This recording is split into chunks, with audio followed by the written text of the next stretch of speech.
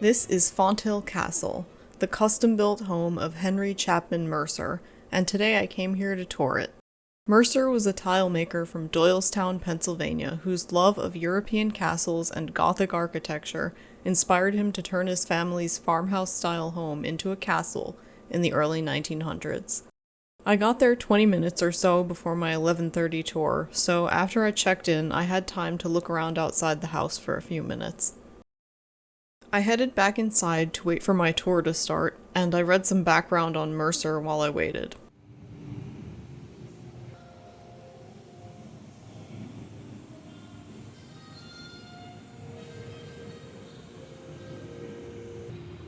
Henry Chapman Mercer was born in 1856 in what was then very rural Doylestown, Pennsylvania. As a kid, Henry developed an interest in castles. When he was 13, his family went on a trip to Europe, courtesy of Henry's rich widowed Aunt Elizabeth, where he got to see castles in person for the first time. Aunt Elizabeth also paid for Mercer's Harvard education and his subsequent law degree from the University of Pennsylvania. But after passing the bar, Mercer decided he didn't want to practice law and instead wanted to devote himself to travel and archaeology, which he then did for about a decade. According to this article from Harvard Magazine, quote, by 1894, he had been appointed curator of American and prehistoric archaeology at the University of Pennsylvania Museum, but he held that post for just 3 years, parting ways with museum authorities as a result in part of his curmudgeonly personality. Mercer became interested in the art of ceramics and founded the Moravian Pottery and Tile Works in 1898.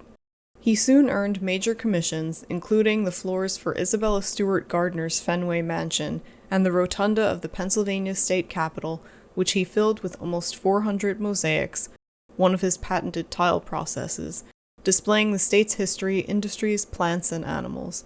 Recognition was both artistic and commercial. His tiles won a grand prize at the 1904 World's Fair and were sold in every state and overseas. The pottery remained profitable even as the arts and crafts period waned, and still produces tiles while serving as a living history museum. The Pottery and Tile Works building is located across the parking lot from the house, and you can also visit there and go on various types of tours, but I didn't stop there today. In 1908, at the age of 51, Mercer began constructing Fonthill Castle, which was built using reinforced poured concrete. Fonthill was completed in 1912. It has 44 rooms, 18 fireplaces, 5 bedrooms, 10 bathrooms, and over 200 windows. The middle portion of the castle, where the 3 arches are, is part of the original farmhouse that Mercer added onto. The wing to the right was the servants' quarters.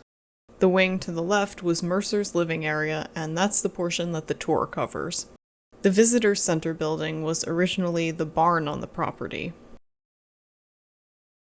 The entryway was designed to be dark and cave-like so that the transition from here into the main rooms with their high ceilings and tall windows would make even more of an impression in contrast.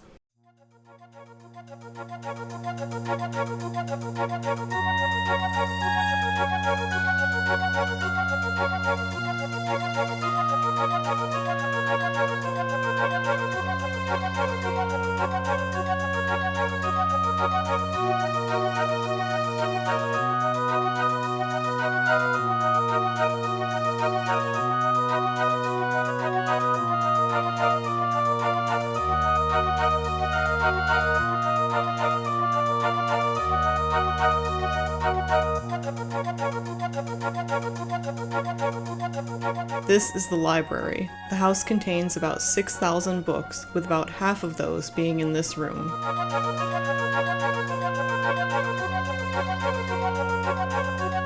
Mercer loved tapestries, but he also loved displaying them in direct sunlight, so they all started to look like this pretty soon after being installed. Mercer's main interest when it came to ceramics was making tile designs that told stories. This design above the fireplace told the story of Columbus journeying to the New World. Mercer seems to have had a particular liking for Columbus, so we'll be seeing more references to him throughout the house, unfortunately. Mercer adopted the Latin phrase plus ultra, meaning more beyond, as a kind of personal maxim. You can see it here on the mantel, possibly referring to the tiny hidden staircase behind the fireplace, which led to the library's second story. More beyond.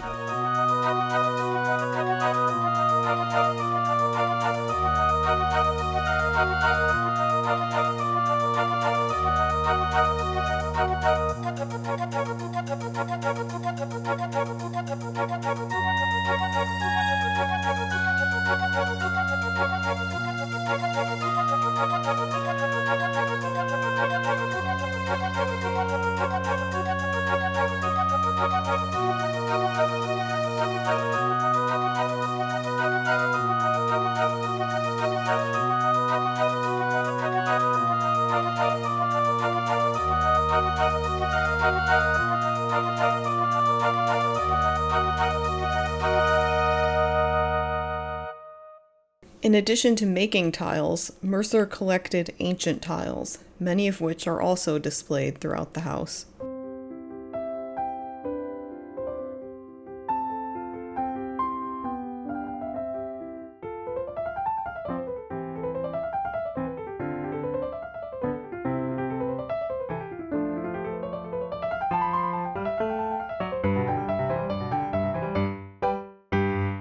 This little upstairs nook was where Mercer liked to have his breakfast.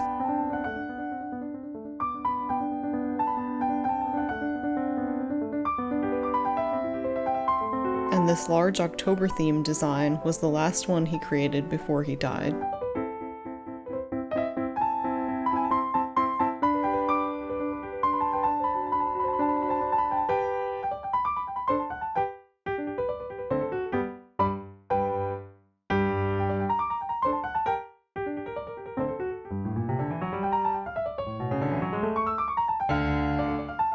This is Central Hall. There are 10 ways in and out of here. I've never lost anyone. So don't wander. This is one of the many guest rooms, each of which had its own bathroom. While the more central part of Doylestown did have electricity at the time, it didn't run this far out, so Mercer installed generators in the basement to run his electric lights.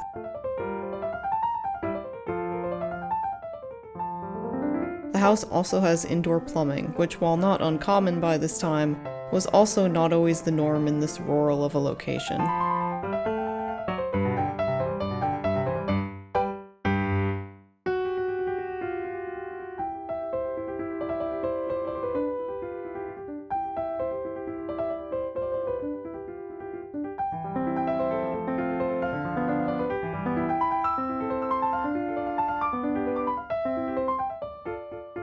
This is the inside of the tower, the tallest part of the building.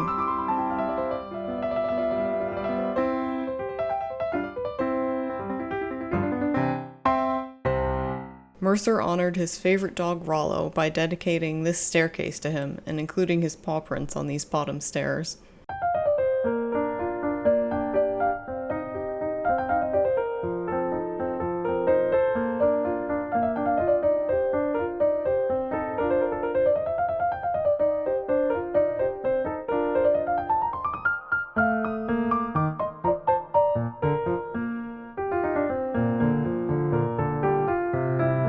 This is the smaller bedroom that Mercer moved into later in life when his health was failing and too much light bothered his eyes, and you can see his various medicines here on the dresser.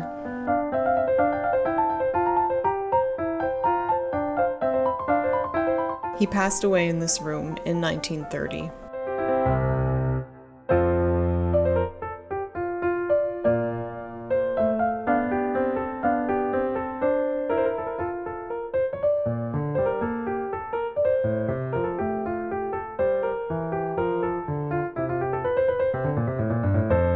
Fonthill was built by a team of 10 guys and a horse, Lucy, who hauled all the cement up here.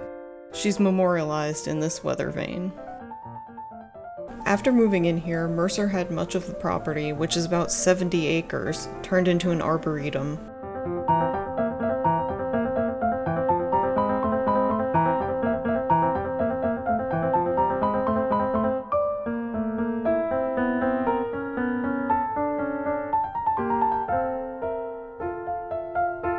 This is a portrait of Aunt Elizabeth. Mercer always remained grateful to her for being supportive of all his endeavors, not to mention bankrolling all of them, and then leaving him the inheritance that he used to build Fonthill. This was Mercer's bedroom suite before he moved into the smaller room. Here's his study, where he even had a standing desk.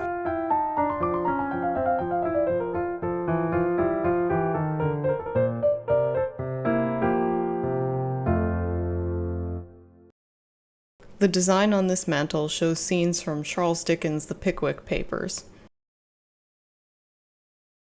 This guest room was specifically a ladies' guest room, and the designs in here tell the story of Bluebeard, which is a choice that I suppose could be psychoanalyzed, but I'm more inclined to believe it was just an example of some epic early 1900s trolling.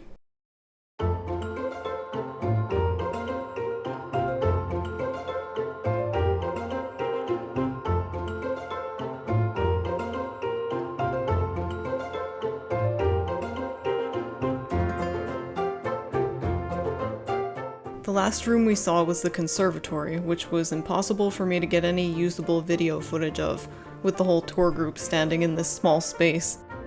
Then I headed back to my car to take a quick break and drive over to my second destination. So now I have another separate ticket for the Mercer Museum, which is just a thing that you walk through at your own pace. Oh my god! When did my nail polish fall off?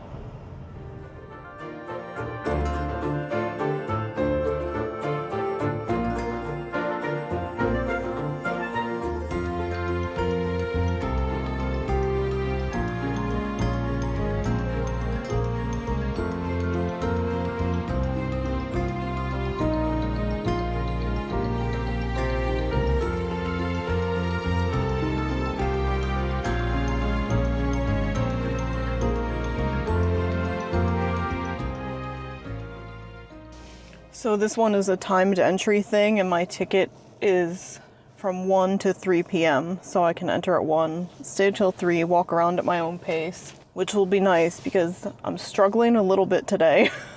I've got like a kind of bad muscle spasm, like in my upper back. I mean, I'm like functional, but there was a point during the tour in the house where I was like leaning back to take a picture of something on the ceiling, had like a sudden spasm of pain, and I was like, oh my god, let me just get through this tour.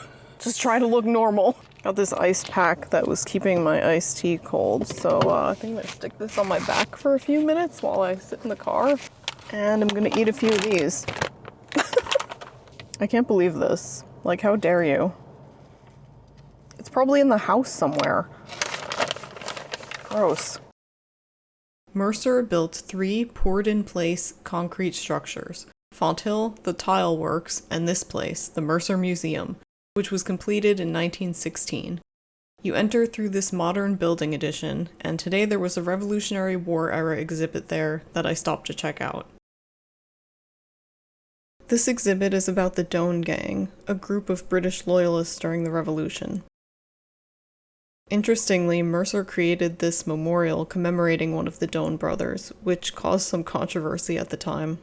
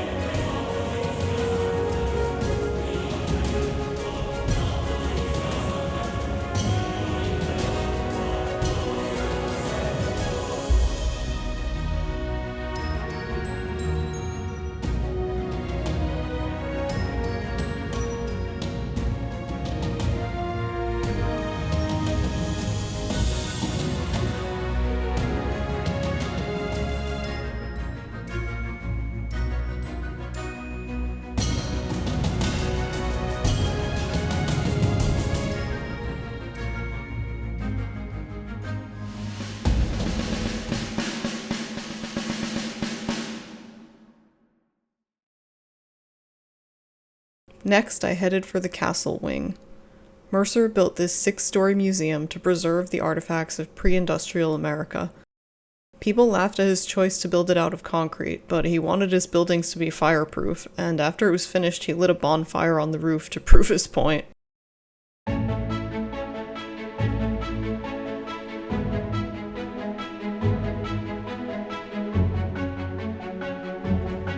The most impressive viewpoint here is the central gallery. Artifacts of all kinds hang from the walls and ceilings in this creative and stunning display.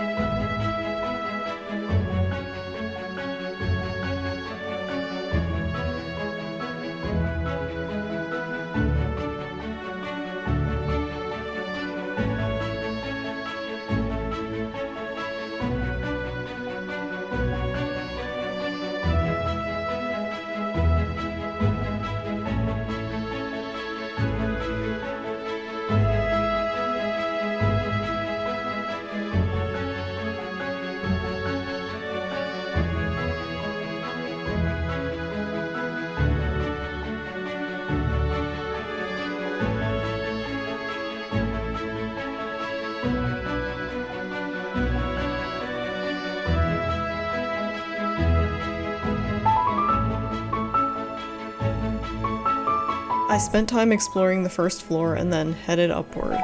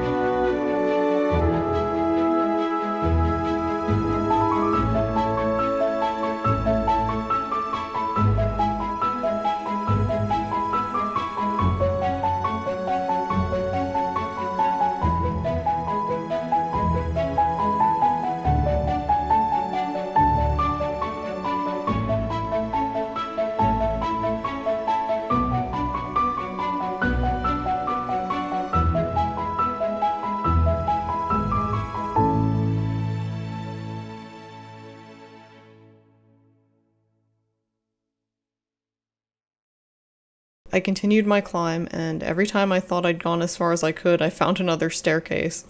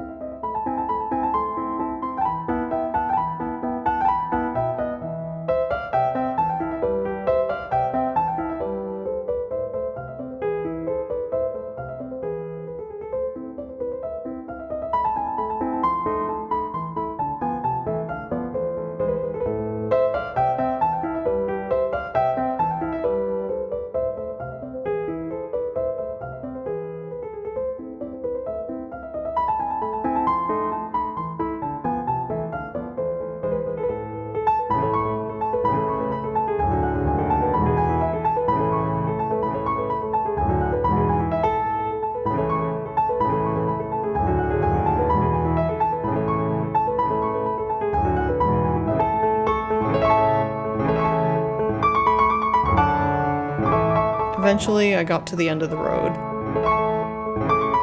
So I followed this sign for the stairwell, and unexpectedly found myself outside, looking at an amazing view.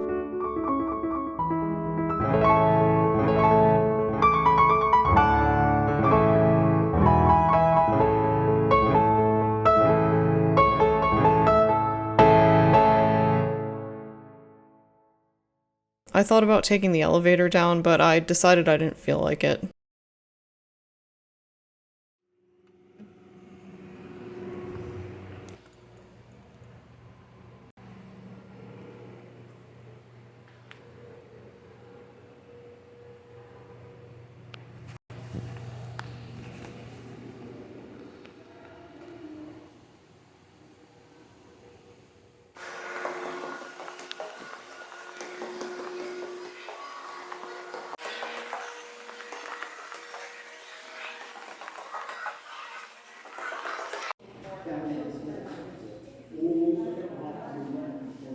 And of course, I had to stop at the gift shop before leaving.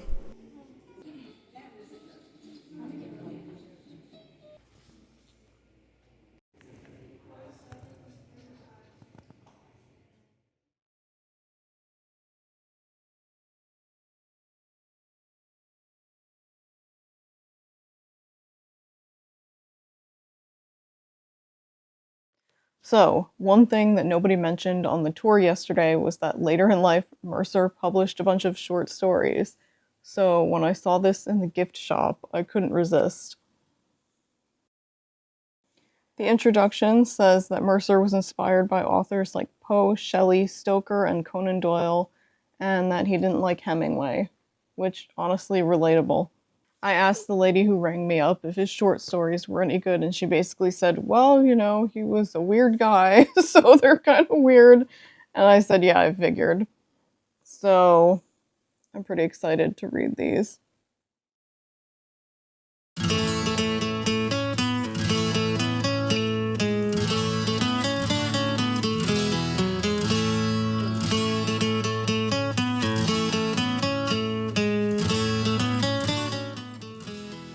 Oh, tastes like imperialism. Just kidding. This is actually a really good tea.